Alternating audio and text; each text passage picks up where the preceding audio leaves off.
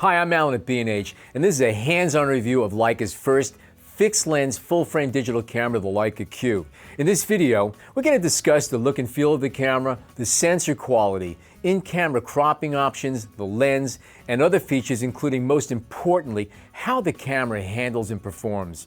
Hand-assembled in Germany and sporting a look, feel, and silhouette that's undeniably Leica, the Leica Q features a magnesium alloy body with a top plate machined from a solid block of aluminum. Physically speaking, the Q is slightly smaller and lighter than a Leica Digital M Series camera. With the exception of that iconic red Leica logo on the front of the camera body and matching red video button on the top deck, the Leica Q keeps with Leica's penchant for simple Teutonic design aesthetics rendered in black and white. Covered in a black textured leather-like covering, the camera features an indentation on the rear of the camera for your right thumb, along with a focus tab on the lens for your left index finger. In use, the camera seemingly melds into the contours of your hands. I can honestly say I haven't heard anything but praise from anybody who's picked up the Q and lifted it to their eye. It's really that nice. The top deck of the Leica Q features 4 camera controls. The rear of the camera features 5 function buttons, including a customizable FN function button for making quick adjustments to your choice of white balance, exposure, file format, and other functions. A second customizable function button located adjacent to the upper body thumb rest can be programmed for cropping the image to match the field of view of a 35mm or 50mm lens, focus and/or exposure lock, and something that should make a lot of people real happy, a pre-focus button for quick focus lock. If you're a street shooter, you should know the shutter in the Leica Q is quieter than the shutters used in Leica M film cameras, which are quiet enough for use on movie sets for behind-the-scenes shots. There are also 2 viewing options available for the Q. For eye-level viewing, there's an adjustable 3.68 megapixel electronic viewfinder, the highest resolution EVF to date. There's also a fixed 1,040,000 dot touchscreen LCD with touch focusing with or without shutter release. Both are truly bright and near optical in terms of viewing clarity. Uncluttered and intuitive, the controls on the Q are laid out similar to the control layouts on Leica Digital M and medium format S-Series cameras. The Leica Q contains a 24 megapixel full-frame CMOS sensor that, according to Leica, is unique to the Q. A Maestro 2 imaging processor, the same one used in Leica's medium format S2 camera, enables you to capture full-res JPEG or DNG RAW files one at a time or at frame rates of up to 10 per second. According to Leica, image files from the Leica Q contain up to 13 stops of dynamic range. ISO sensitivity on the new camera can be pushed as high as 50,000, which combined with the camera's f1.7 maximum aperture makes for expansive low-light shooting possibilities. Video choice include full HD 1080p at 60 or 30 frames per second or 720p at 30 frames per second with stereo sound. For cleaner audio tracks, the Q comes equipped with a built-in wind noise filter. Speaking from personal experience, Leica's Q is one of the few digital cameras I've ever used in which the image files were so dead on right out of the camera, I had to make exposure and tonal corrections to a very small percentage of my images. And to me, that says an awful lot about the camera. For times you want to shoot tighter than the camera's 28mm field of view, the Leica Q features a digital frame selector that enables you to electronically crop the camera's native 28mm field of view to match the image fields of either a 35 or 50mm lens.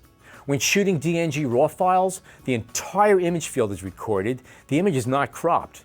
Only JPEGs are cropped to size when you open them. Though lower in resolution, the cropped image files I captured in the camera's crop modes contain more than enough image data for most online and print applications. The Q features a fixed Summilux 28mm f1.7 aspheric wide-angle lens containing 11 elements, 3 of them aspheric, in 9 groups. Apertures range from f1.7 through f16 in third-stop increments. The camera features an optical image stabilization system, but if you want to use it, you have to first turn it on. The reason for this is that image stabilization can sometimes degrade image detail, and that's the last thing Leica wants you to do. The images this lens produces are neutral in tone, sharp, and detailed, even when cropped to the field of view of a 50mm lens. I can't tell you how many times I said wow as I edited the images I captured for this review. Ideal for street, landscape, and architectural applications, the Q's f1.7 maximum aperture enables the unique selective focus possibilities, most notably when shooting as close as 6 3/4 inches in macro mode. The depth of field in wide aperture close-ups is onion skin deep.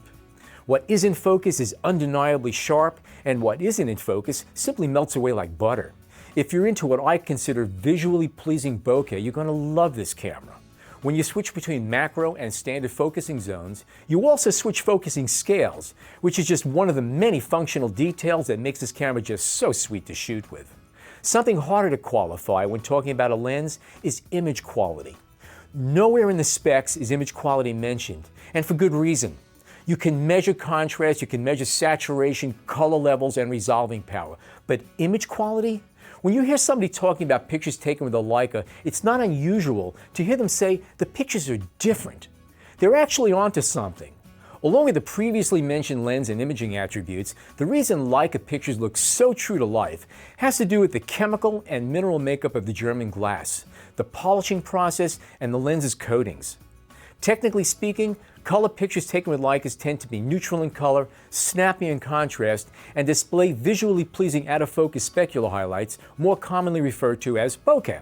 The 28mm Summilux lens that resides in the front of the Leica Q is no exception.